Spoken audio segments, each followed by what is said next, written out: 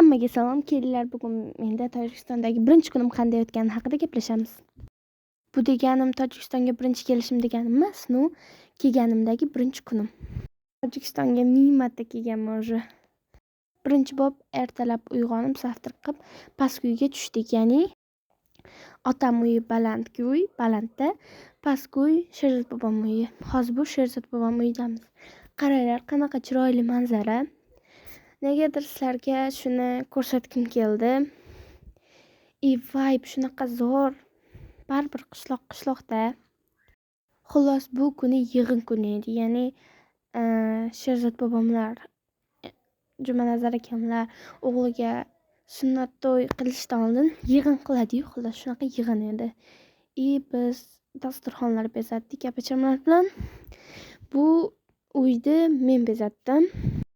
Polni men bezatmadim, 90% men bezatdim-da.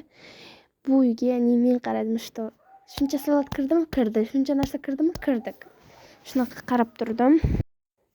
Qaranglar. Shunaqa bo'ldi. Ko'rinishida dasturxon. Xullas, yarim kundan ko'p vaqt shu yig'in bilan g'olib bo'ldik. Keyin yig'in tugadi. Keyin yig'ishtirib olib, ozgina o'ynadik.